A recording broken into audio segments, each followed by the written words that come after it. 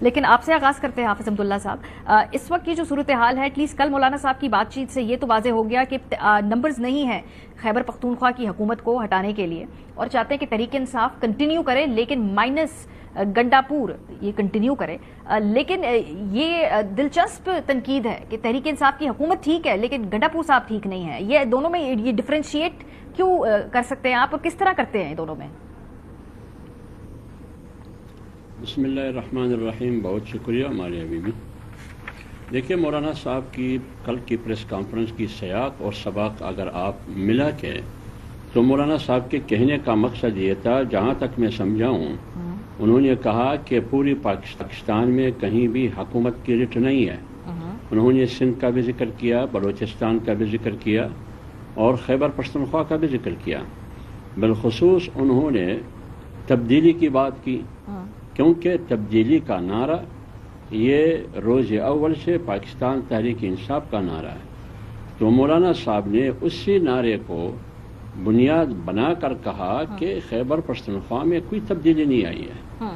تو جب کوئی تبدیلی نہیں آئی ہے تو مولانا صاحب نے کہا کہ اگر خیبر پختونخوا کی حکومت کو تبدیل کیا جاتا ہے تو یہ تبدیلی پارٹی کے اندر سے ممکن ہے، یعنی تحریک انصاف کی پارٹی کے اندر سے ممکن ہے. کیوں؟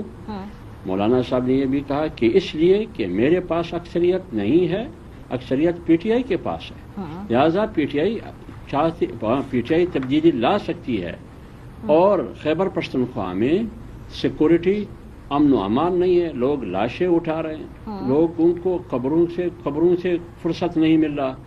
تو جب صورتحال یہ ہو اور معیشت تباہ ہو رہی ہے، کرپشن کے چرچے ہیں، اختیار ولی خان وہاں بیٹھے ہیں، کو پتہ ہے کہ خیبر پختونخوا میں کرپشن کے کیا ترانے گائے جا رہے ہیں. تو مولانا صاحب نے ان تمام کڑیوں کو ملا کر کہا کہ خیبر پختونخوا کی حکومت ناکام ہو چکی ہے.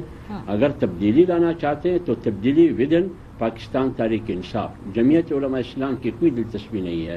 اب آپ بتائیے اس میں مولانا صاحب نے کون سی ایسی بات کی؟ کوئی ایسی بات نہیں کی، پر میں غیر جمہوری بات نہیں کی. میں تو اس بے باریک بات کو سمجھنا چاہ رہی ہوں کہ گنڈا پور صاحب جو ہے وہ اگر تبدیل ہو جائیں تو گورنمنٹ کنٹینیو کرے. تحریک انصاف اور گنڈا پور صاحب کے درمیان میں جو فرق ہے یہ میں سمجھنا چاہ رہی تھی. لیکن اس کا مطلب یہ ہے کہ ایٹ لیسٹ جمعیت علماء اسلام یہ سمجھتی ہے کہ کوئی ووٹ آف نو کانفیڈنس اگر آیا تو وہ اس کا ساتھ بھی نہیں دیں گے. اگر آپ لوگ نہیں لا رہے، کوئی اور لے کے آ رہا ہے، آپ اس کا ساتھ دینے میں بھی انٹرسٹڈ نہیں ہیں؟ دیکھیے مولانا صاحب کی تنقید گنڈپور کی ذات تک نہیں ہے، اوورآل انہوں نے پورے ملک بالخصوص خیبر پختونخوا کی صورتحال کی بات انہوں نے کی. لیکن خیبر پختونخوا کی حکومت لیڈ کون کر رہا ہے؟ ہمیشہ جو کمانڈ ہے، جو لیڈ کرنے والا ہے، ہمیشہ سوالات اسی پر اٹھتے ہیں. تو جب اسی پر اٹھتے ہیں تو جب حکومت 14 مہینے میں کچھ نہ کر سکی تو تبدیلی ضروری ہے. اور جمعیت علماء اسلام کی بلکہ پوری خیبر پختونخوا کی عوام کی خواہش یہی ہے. بلکہ میں آگے بڑھوں، خیبر پختونخوا میں پی ٹی آئی کی ورکر کی اکثریت اور اسمبلی میں، خیبر پختونخوا کے اسمبلی میں اکثریت اراکین پی ٹی آئی کی چاہتے ہیں کہ علی امین گنڈپور صحیح. اور اگر کوئی ووٹ آف نو کانفیڈنس آیا حافظ صاحب تو کیا آپ اس کے حق میں ہیں یا آپ اس سے لا تعلق ہی رکھنا چاہتے ہیں؟ دیکھیے جمعیت علماء اسلام کی ابھی تک موقف یہ ہے کہ ہمیں تحریک عدم اعتماد لانے میں، اس کو موو کرنے میں، اس کا حصہ بننے میں جمعیت علماء اسلام کی کوئی دلچسپی نہیں ہے. نہ ابھی تک جمعیت علماء اسلام نے اس پر کوئی مشاورت کی ہے یا کوئی فیصلہ کر چکی ہے. آج سے 2 ہفتے خیبر پختونخوا کی وفد مولانا صاحب کے پاس آیا.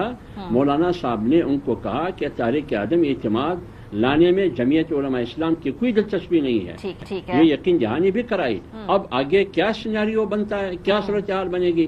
مولانا صاحب نے کل کی پریس کانفرنس میں یہ بھی کہا کہ جس حکومت کو میں بکاؤ حکومت کہتا ہوں، جس حکومت کو میں عوامی مینڈیٹ کی حکومت کا حامل نہیں سمجھتا، میں اس حکومت میں یا اس حکومت کی تبدیل کرنے میں میری کیا دلچسپی ہے. لیکن عوام مطمئن نہیں ہے آپ کی حکومت سے. ٹھیک ہے، چلیں آپ کا نقطہ آ گیا حافظ صاحب. آپ کہہ رہے ہیں ابھی تک کوئی مشاورت نہیں ہے، ابھی اس پہ کوئی ٹیبل پہ یہ آپشن موجود نہیں ہے. ہمیں شوکت یوسف زئی صاحب نے بھی جوائن کیا ہے، تحریک انصاف سے ان کا تعلق ہے. بہت شکریہ یوسف زئی صاحب ہمیں جوائن کرنے